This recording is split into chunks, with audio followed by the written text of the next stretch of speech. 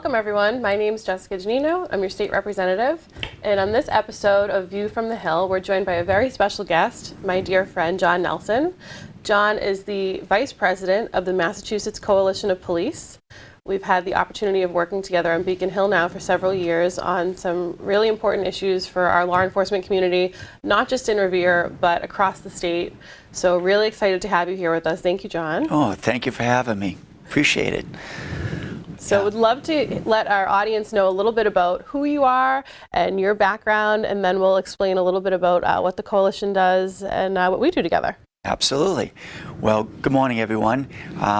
As Jess says, my name is John Nelson. I am the Vice President for the Massachusetts Coalition of Police. I'm a retired Peabody police officer. I served in that community for 34 years and was elected Vice President back in 2016 and just recently was re-elected again. The Massachusetts Coalition of Police covers over 6,000 members, police officers, and 911 dispatchers across the state. And for myself, I had a nice career in law enforcement growing up in Peabody. And then moving into more of the union role, I actually first got elected in Peabody in 1988 on the local level, and then pretty much was part of the Peabody Executive Board all the way up until 2020 when I retired. So I appreciate your invite to be here today, and look forward to talking to everybody in Revere. Well, I'm so excited that you're here with us today, and I think John and I hit it off right away when we got together in Beacon Hill, not only as people from the North Shore, but I think our family history growing up in a family of police officers and firefighters, and all of that great public safety background really has been great to get to know you and to know the work that you're doing, again, not just for Revere. So Revere Police is a member of the Massachusetts Coalition of Police, but really the work that the coalition does affects police officers statewide, and not just members of the coalition, but even police officers that may not necessarily be a member of the coalition. Something that I learned kind of going into this as a legislator versus a city councilor is, you know, where in the PFFM, the firefighters have one union, where in the police there are their locals, and then there are multiple unions. So I think it's kind of important for our viewers to understand a little different dynamic. So C.O.P, as we'll refer to them to, is one of the unions, one of the larger unions that represents members in Massachusetts, and again, especially our members in Revere, and the other part of my district in Saugus too, if anyone from Saugus is watching. Yes. So that's correct. We represent over, as I said, 6,000 members across the state, as well as I said, 911 dispatches. And we have a lot of different things that we do at C.O.P. And when you take a local like Revere, which we represent, Saugus represent, everyone other than the chief of police. We work on their contracts, their grievances, their discipline. Work down in Washington, D.C. on a larger front with our national. But one of the things I'm really proud of, because it doesn't just stop at the doors of C.O.P with their locals, is basically our peer support system. And for police officers that respond to critical incidents, going back in my time, and I know in your family's time, you wouldn't respond to a critical incident. You'd be asked just to, you know, that's great, good job, thank you for what you did, and just go right back to your beat. We knew that there was a little disconnect there. So we were the very first union in the entire country to have a self-check quiz that we put on our website. And we worked with the Boston Police Stress Unit, and as well as New York Police Stress Unit, and then as well as the National Suicide, to give benefits for police officers at any given hour, whether they're a member of ours or not, to go on our website to take a self-check quiz. And at the end of the quiz, if we have 2 retired Boston police officers who monitor it, and they will be able to get them help, whether it's McLean Hospital, On-Site Academy, or just help them, you know, make sure they're in a better place if you need any assistance. So we're very proud of that, and that's something that's been used quite a bit over, you know, from members of us and those that aren't members. I think that's so important because we know our first responders are often responding to things that moments people never see or never want to see in people in their darkest times, and we know that they have higher incidence of suicide, higher incidence of depression, and often they're things that they don't talk about. So to have that peer-to-peer resource and to have something that's confidential that your organization's monitoring to make sure that there's a response is so forward-thinking, and we're so lucky to have that model. So thank you. Yeah, we were, as I said, nationally recognized. We've spoken quite often around the country. Scott Azepian is our president. Bobby Murphy is our secretary-treasurer. Scott Waltham, police officer. Bobby Brookline. And we've been nationally recognized between the three of us. So we're very excited that, well, on the one hand, we hope we don't really want people to, have to use it, but if it is necessary, we have it in place. So that's something too that I think makes your e-board unique. Is you're all people that have come up through the ranks. With your 34 years in your department, and Scott, and each member had kind of come through the ranks in their own department and been through their own experience in their own unions and their own locals, statewide, and now you bring that experience to this, statewide but also national organization to work together on issues, because we know that even though they're similar, the issues that we face in Revere are different than the issues that they're facing in Springfield and down in the Cape, and you're kind of navigating all of these seamlessly. We are. And, as my role, and I should have maybe said this right at the beginning, as the vice president, my main stay is at State House, as Jess and I, how we first met. I work on the legislative program. But the other part of the program is just like you said, interacting with all the locals, visiting them across the state, going to union meetings, and hearing the good, the bad, the ugly, and what we can do. And policing has definitely changed since I first walked into the Peabody Police in 1984 as a reserve, and then a short time later working there. I was 24 years old when I walked in the building, so I was pretty young, considering the makeup of the department was a lot of Vietnam veterans, rough and tough. And basically they brought me along, and I was lucky to get brought into that time frame, but I learned from my experience, and it helps with this job that I do presently today. Trading in a uniform for a suit. Well, it's definitely an adjustment, but you're doing a great job on Beacon Hill to really be a voice for those 6,000 members that you represent. And I can say that personally because I know what a great job you do representing my constituents in Revere and Saugus. And on that note, I'm really excited to talk about the work that we've been doing specifically together. But before we get into that, what are some of the legislative priorities of Mass C.O.P? What are some of the bigger picture things that you're working on? Sure. And then we'll talk about some of the things that we've accomplished together, and we'll share with our viewers what's happening in Revere. Sure. So probably one bill that we are working on and we continue to work on, it started actually in the last session, was a COVID-19 credit for first responders. And the premise of this bill was, in the previous session, it recognized a lot of different agencies, a lot of different people involved, as well as police, fire, EMS, but also DPW, teachers, and so forth. We went back to the drawing board because it was a little bit of an expense, and we said that we would kind of divide it up. Those agencies on the other side would be working on their own, and we decided to work for police, fire, EMS, and public safety nurses on a 14-month credit. And for those that go back to 2020, that 14 months of the police, fire, EMS, nurses, public service nurses out there, it was unknown. I mean, they were not going home at night. They were sleeping in hotels. They were leaving their uniforms at work.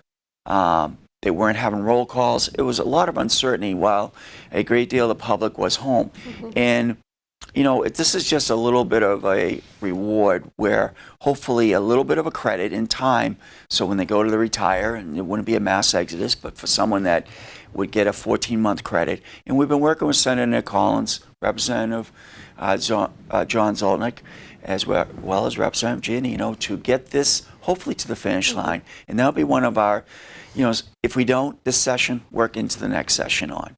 Another one is cancer presumption. And for police officers, our firefighter, folks in the firefighters, this was recognized a number of years ago. by the good work up at the State House. They got that passed. We're trying to add ourselves into it because a lot of people don't realize, in my career, how many fires that I responded to, how many car fires I responded to, how many natural gas disasters that covered the city, and even doing a detail with hot top, breathing all that in with no protection. So we're looking to try to work on that as well.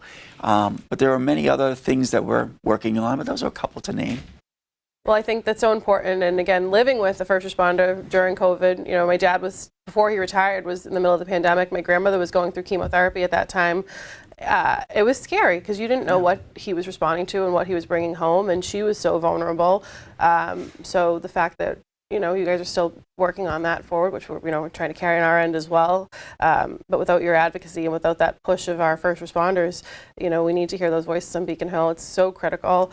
Absolutely. And with the cancer presumption, again, growing up in that police fire home, always a little bit of a back and forth. My dad used to always say, I respond to fires too, but I did it in polyester. And that's the difference. So, that's quite true. You're missing that gear and you're missing that protection. And you're still going into those hazardous situations. So we're going to continue to fight for those really important bills, and I'm really grateful for your partnership on them. Thank you. The one that it's okay to talk about is the one that we worked on so hard. Yes.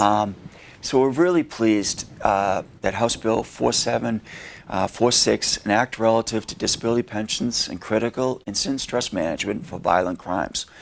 This was a bill that Governor Healy signed into law on July 31st and began its journey back in 2014 with the late Senator Ken Donnelly, who was a champion on this bill for many years.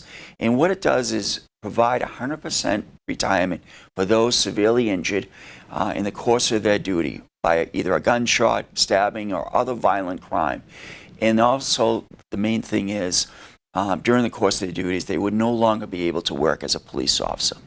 So the late Senator Ken Donnelly started this on behalf of two police officers, one Mario Oliveira from Somerville PD, who was shot 5 times, and Woburn PD, Officer Bob DiNapoli, who was also shot 5 times. 2 separate incidents.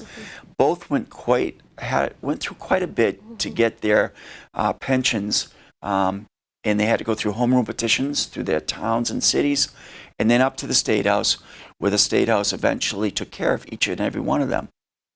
But the late Senator Ken Donnelly said, listen, this is crazy. We shouldn't be having to do this year after year. And we talked with a number of people up there. And in this last session, we kind of worked with our law firm, Sandula Grace, to kind of work on crafting some language along with Senator Jessica Giannino. And we're pleased that it made it through both the House, through her good work, and over to the Senate with their good work, and then on to the governor's desk for signage. And it really was a monumental signing for police and first responders, because it does affect also firefighters as well. So it was a great job done by the good representative here in Revere. Thank you, John. And I will say this was one of those bills that was personal. And I remember when we first talked about it, you first came into my office and approached me with this bill, you said, Jess, you're going to hear testimony, and they're going to tell you that there were situations that these officers experienced that when they survived, they said their families would have been better off had they not survived the incidents that they responded to. And that sat with me when you said it. Yes, and that also sat with me. And I can remember, those 2 police officers speaking with me, and I was pretty taken back by both of them. And early on, back in 2016, speaking with the late senator, and realizing this can't be. This is just no way. If you're putting on that uniform each and every day, and you're responding to these crazy calls, and protecting the public, protecting yourself, and obviously bringing it into these calls, and then to suffer extreme injury, no one should have to worry for their family's sake that they're not going to be taken care of, and this makes them whole. And I also want to credit PERAC, Public Employee Retirement, Associated Commission. They were very instrumental in also working with Jessica on getting this bill passed as well. Absolutely. And I think, it was one thing to discuss it. It was another thing to go through the process from the hearings and to hear these stories and to hear the stories of officers testify before the committee and tell their own personal journeys and what happened to them, to hear stories of officers in my district and what they've experienced. And I think it's important for people to know this is a very, very, very small group. Right. Thank goodness. Right. It affects a very small % of officers. These are very violent physical injuries. These are officers that are shot, that are stabbed, that are ran over, that are blown up, that are experiencing the worst of the worst physical violent injuries. And it makes it so that when these happen, they can go out and get that 100% disability. They don't have to wonder if they're going to get 70% of their pension, because if they're 34 and have a few years on the job, or if they're 60 and have much more time on the job, they're wondering what that equation is.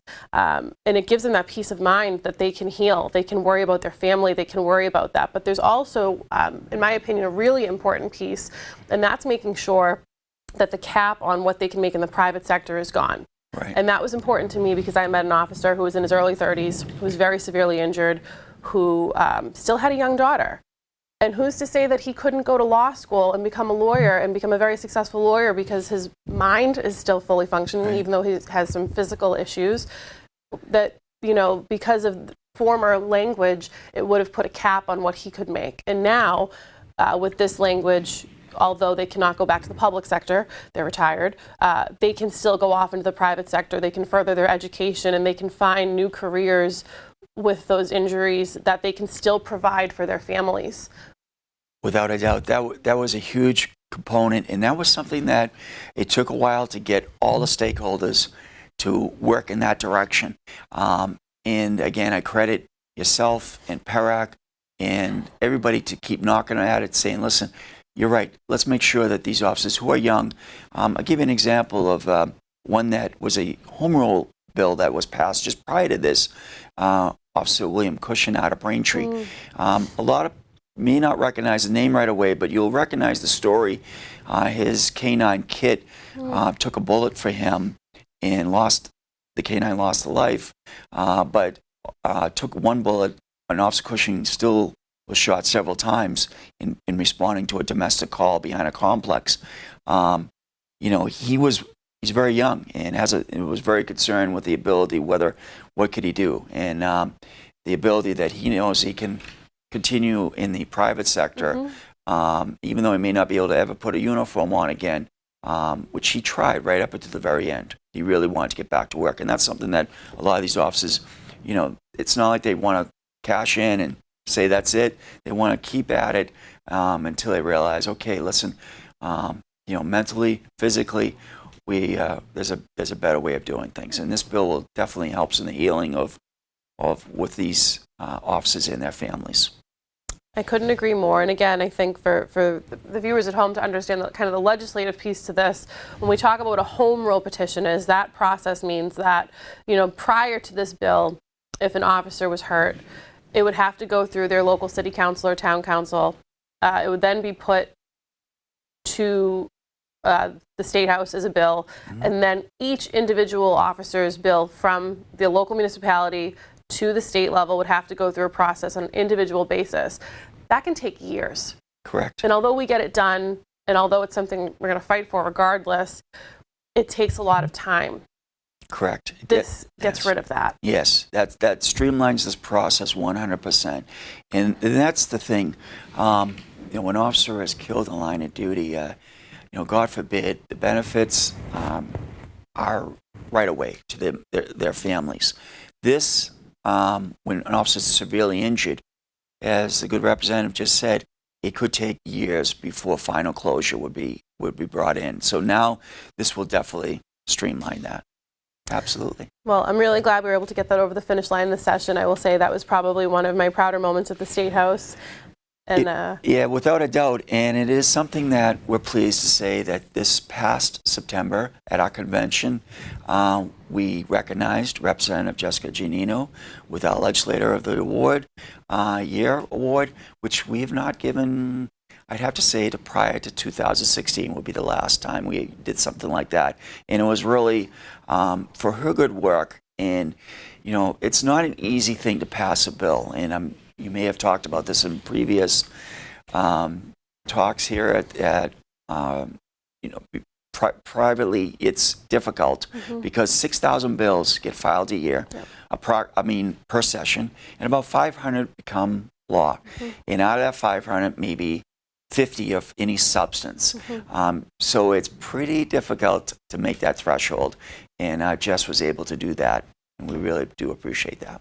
Well, that was really special to be a part of that and to see you get sworn in again as vice president. Yep. And my Legislator of the Year award is proudly displayed on my desk, and I get to think of all the officers that this legislation is going to help moving forward every time I look at it. So it's bittersweet, though, to think about the unfortunate reality of what has to happen for them to have to use that bill. Right. But there is some peace of mind knowing that that system is in place. Absolutely. Another bill, you know, just to go off that that we worked behind the scenes was the veterans buyback. Oh yeah. And we started this in the previous session working with PERAC, which was actually a bill that they filed on their own. And recognizing the ability that veterans, when they get on the job, sometimes don't realize because you have all the paperwork, you go in the academy, you have a lot to, you know, you don't necessarily realize that you have an opportunity as a veteran to buy your time back, your service time back. And what we're able to do, we worked originally with, after PERAC was Senator Vilas, John Vilas out of Westfield, and Representative Jerry Paracella out of Beverly. And we filed individual bills on that. The governor filed a more comprehensive bill called the HEROES Act, and House Bill 4976 became law this July 31st. It's a comprehensive veterans package, but inside it is the veterans buyback. And there was a number of union meetings that I went around the state where veterans were sitting there saying, hey, listen, that window had closed on us, and they now had that ability, 100-day window to open up again and purchase that time. So for our veterans out there, we're really thrilled that we're able to get that and have another bite at the apple. And looking forward to seeing a lot of veterans, which I've been notified out last week in Amherst. A police officer walked up to me and said, already did it, thank you. And glad to hear that that's going on. I think that's important too for our viewers watching at home. That's open now. So if you are a public employee and you did have veteran status that you were not able to buy back, that's open now. So if you have questions about it, you can contact my office. You can also reach out to the City of Revere's Office of Veterans Affairs. They can help you. But if you reach out to my office or Rep. Turco's office, if you're in his district, or Senator Edwards' office, any of us can help you navigate that because this is new. I know I just got a letter from the Treasurer's office yesterday notifying about that process. I was not a veteran, so not eligible for that. But I think it is really important because I know there were many police officers, firefighters that did have that service, and it's just one of those things you're not thinking about it when you get in. You're like, I'll deal with that later. And now that that window's open, it's going to make that process so much easier. So if it's something that you were procrastinating, do it, take advantage of this time period, and get your paperwork in line. And again, if you have questions, please reach out to myself, Rep. Turco, or Senator Edwards, and we'll help you get that straightened out and reach out to who you need to so you can get that ball rolling. Absolutely. It's a very important bill, and it's an opportunity. So they could purchase up to 4 years, and for a lot of those officers that have been on a little while, that can help. Absolutely. Yeah. Absolutely. And in addition to kind of some of the bills that we've been working on, you know, now we're kind of in that lull. Session ended in July. We're kind of wrapping up things before the end of the year. Some stuff still moving through informally, getting ready for next session, gearing up to take on some new things as we go into January. When you think about where Mass C.O.P's at right now, going into this new legislative session, what are some challenges that you think that you're facing? And what are some things that you're kind of looking forward to going into the next session? Sure. We'll continue our role is meeting with all the different reps and senators across the state. And viewpoints, maybe we may not be on the same page, but the dialogue is so important. And even those that we may not agree with, but being able to explain our side has been so monumental. And with 160 reps, 40 senators, and the governor, lieutenant governor, we've been working very hard to meet each and every one of them. And as we look forward to the next round, there are challenges on anything. Budgets are obviously a concern. We worked very hard in this previous budget with both the House side, Representative Aaron Migowitz from North End. North End. How could I miss that? South. Lots running through my mind here. The North End. Capital of Boston. The North End. Capital of Boston. And then obviously Senator Mike Roderick's down in Fall River. Yes. And getting some things which we were pleased with. Our Joint Labor Management Committee, which I sit upon, and that's something just to explain to the viewers. One of the other benefits for our Revere folks is in the event that a contract with either the police or the fire becomes at an impasse, Massachusetts Coalition of Police sits on that committee, and we help resolve the disputes at hand, hopefully not going all the way to arbitration, but there's a mechanism in play, and it takes some money to send out mediators and people into the community to try to diffuse that situation. So by both the House and the Senate and the governor's office, we were able to get some secure funding for that, which we were very pleased to see. Also for our law enforcement memorial, which sits behind the State House, 410 names are on that memorial of police officers who have made the ultimate sacrifice. And it takes a little upkeep, a little bit of money to, when we engrave new names, the upkeep around the memorial, so we received some extra funding for that.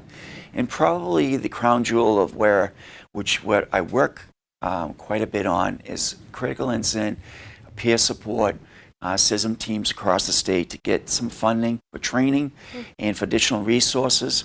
We worked with Senator Montigny out of New Bedford, and we were able to secure quite a bit of funding for our peer support teams, which is now all across the state. Again, in your family's time and my family's time, there was only really one place to bring somebody if you needed help. Whether it was On-Site Academy, comes to mind first, but also the Boston Police in their stress unit. And they became overwhelmed. And through peer support and CISM teams now, which we have worked to help create across the state, some of this money goes to that training because police officers volunteer to do that. It's not something that they get paid for in a lot of communities. A lot of people don't realize that. It's officers going out trying to help their brother officers and making sure they get the help they need if they need so. Absolutely, and it's so important that we're doing work like that and that you're taking the time to have that peer-to-peer support and those resources, because I think what happens is when those issues aren't addressed, they compound. And then eventually an officer will respond to a call, and those tragic incidents that they responded to compound, and then they get worse. Without a doubt. And I hate to talk about it, but unfortunately, I've been to a number of police suicides, officers who've taken their life. It's not the fanfare that you see on TV when an officer gets killed in line of duty, but the families are hurting. And I'm hurting as well when I respond to these wakes and funerals and thinking, what could we have done differently? So that's why Massachusetts Coalition of Police Executive Board, which is made up of 18 area vice presidents from all over the state, we keep pounding away to say, listen, make sure that the resources are known in the department, and make sure that our local departments know that. And if we can help an officer get him to the right place, that's what we want to do. So. And I'll take this moment that if you are watching and you do need help, please reach out again, because there are resources to my office, and I can connect you with people at C.O.P. We can connect you with mental health professionals that are available and ready, because nobody needs to fight those journeys alone. There are plenty of resources within the city of Revere and within the state that are here to help always. Absolutely. You asked some of the other challenges. I'll just touch upon one real quickly. So obviously in 2020, police reform came to Massachusetts. Even though I remember Governor Baker asking me, how come we haven't had, incidents that nationally people have seen? And basically I answered him in the sense, or our team answered him in the sense, we had the Quinn Bill, we were educated. And that's something that I'm very proud of police officers all across the state, because police officers just don't go to high school. I mean, I went to high school to get on the job, and then later on went to college. I kind of did a little bit differently, but going to college, being educated, being well-rounded. But I never could say, you know, we pray that never a critical incident of that magnitude ever comes here. But we did have posts be created. And obviously that's something that police are dealing with all across the state. And we're trying to make some technical corrections to try to improve the product that was passed up at the State House, and you know, working with the legislature as well as the Post Commission to do so. So that's one of the big fixes that we'll be working on the next session.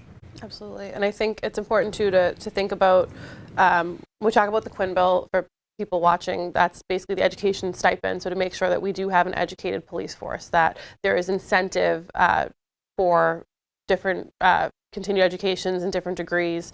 And when we talk about the Post Commission, that was a board that was put together, like an oversight board that's still growing and evolving. That was a direct outcome of police reform that C.O.P has been diligently watching to make sure that that commission is actually not only doing its job, but making positive impacts when there are bad incidences, not making situations worse.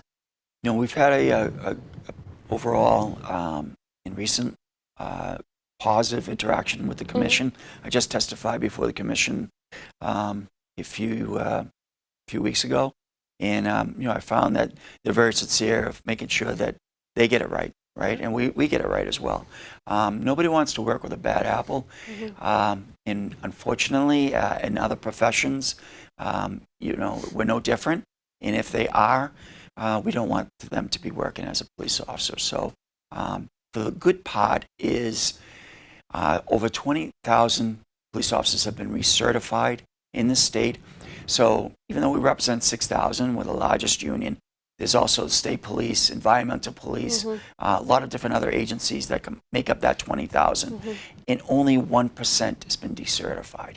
So that is pretty good stats, I think. I think it's so important, and I think especially in the news, you know, we hear a lot about the negatives, we don't hear a lot about the positives, and I think there's so many positive stories in Massachusetts, there's so many good things that are happening. It's also important to realize the different dynamics. You know, you're just talking about there's C.O.P, so there's your local police, there's the environmental police, there's the state police, there are university police, there are so many different branches of law enforcement that are connected, but they're not. So even when we talk about something like the Quinn bill, our local police are covered, but a big priority for state police right now is state police are not covered by the Quinn bill. So there's no education incentive right now for our state police officers, which is something that I'm personally fighting for, and a lot of my colleagues are fighting for, because it's insane that you can have two officers respond to a call in Revere Beach. One could be a Revere police officer, one could be out of Troop A, that could both have a master's degree from Salem State that are being compensated differently for. Correct, yeah. It's just not fair. No, I agree with you 100%. And you know, one thing that you mentioned earlier. Yes, the firefighters have one umbrella. They're represented by the PFFM, Professional Firefighters of Massachusetts. But we have tried in recent memory, and we're working on it continually, working with all the different police representatives around the state, and to make a coalition, which is the Massachusetts Law Enforcement Policy Group, which Larry Calderoni, the president of Boston PD, and I being the vice president for C.O.P, kind of oversee. And mostly it has to do with legislative stuff, but we're working to bring police together and to be a larger voice in the state.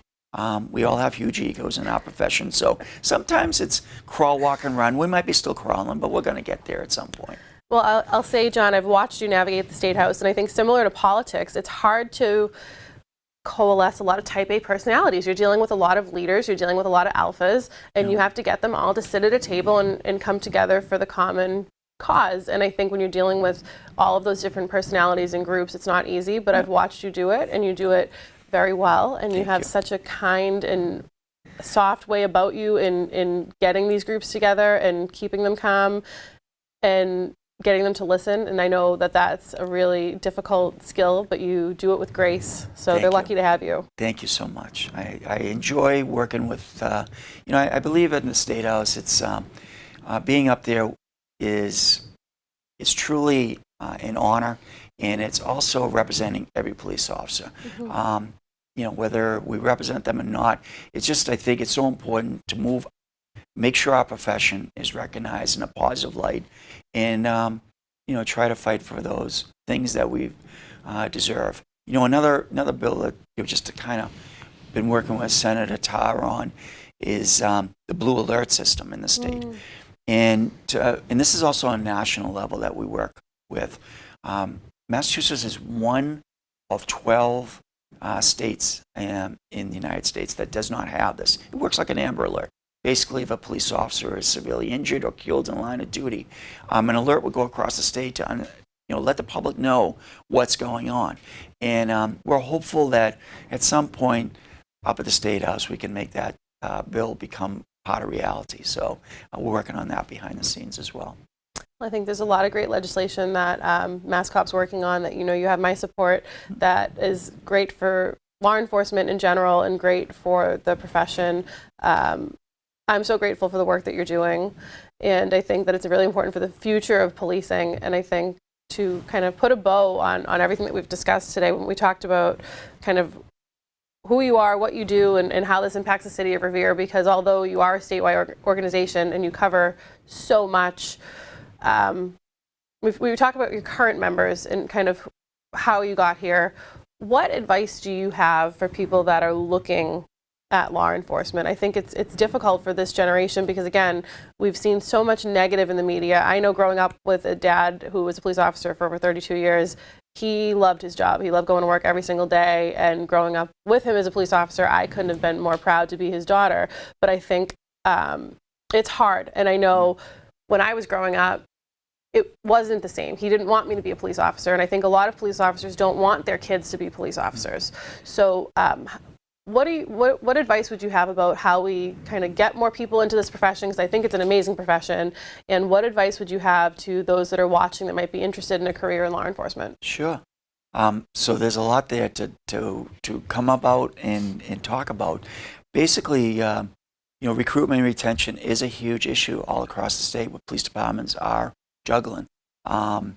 And when I took the test a couple of years ago, 1982, there was probably 500 people at Lynn English High School when I took the test. It was easy. It was like a line that went on forever till we get into the room to actually physically sit down and take the test. I think this last time around for Peabody, when they went to send people to take the test at civil service, there might have been a dozen. And wow. It was very, very disappointing. Wow.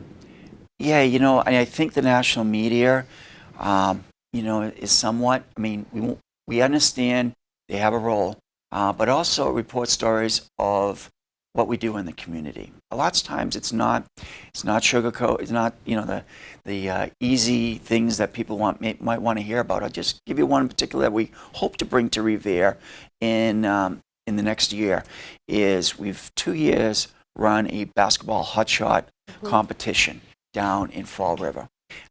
Mike Pereira, my partner, he when he first came to me with this idea, he goes, I think I can do this. He was a SRO at Durfee High School, and it reminded me of how important community policing is. Community policing isn't just a buzzword; it's part of the community. So we were able to present this program right in the heart of one of the playgrounds down at Fall River. We weren't looking for necessarily the kid that already had great background. Not that we didn't want them to come, but we were trying to target the kid that just hangs at the playground all day. And we attracted several hundred kids. We gave away Jordan sneakers. We had the Providence College basketball team come up and be in there. It was a hotshot competition. So we had these spots out, and it was a great back and forth. Police officers dressed in T-shirts, interacting with the kids. We had ice cream, hot dogs, peanuts, all sorts of things just to give out. And it was a great way of building and saying, hey, listen, the job is like you see on TV, like Blue Bloods, where it starts at 9 o'clock and then ends with the family table, everybody eating. Yes, it sounds good, and in some ways that does happen, but reality is police work is a lot of different facets, a lot of different things. But to attract young individuals, go to college, get your degree, criminal justice. I can see where people may be a little hesitant because of the negativeness that they see, but there are a lot of people taking the test that we're encouraging them to get on the job, and we're hopeful to build upon the ranks that are out there. One other thing that we're working on, a pilot program that has not I think I can announce this because it's not made it to been announced formally yet, but we've been working with Senator Mike Rodericks as well as Brian Merrick and E.O.P.S. to attract, because to another way of getting officers to go to an academy, it's very expensive on someone that may not be able to afford it. When I went to the academy, probably when your family went to the academy, it was all paid for. Today it costs over $1,000 just to walk in the door for a police officer to go to an academy, getting his equipment. Some departments do pay, but there's a great deal that don't. So we're working with community colleges down on the South Shore to have a pilot program where they would be going to the college partly to get their degree, partly to go to the academy. That's great. And funding has been worked on with the governor's office and in the State House, both the House and the Senate, and we're looking forward to kicking that off in the new year. So it'll be kind of exciting to hopefully branch out and give opportunity to people in communities that may not have the resources to be able to go. Well, I think those are all great opportunities and suggestions. I know, when you talk about community policing, I can't think of communities that do it better than Revere and Saugus. I might be a little biased, but when I look at our SROs and I look at the, things that we do through the Shannon Grant, which is phenomenal, which I can't wait to connect you with the people that do that so we can talk about that tournament because it's going to be great.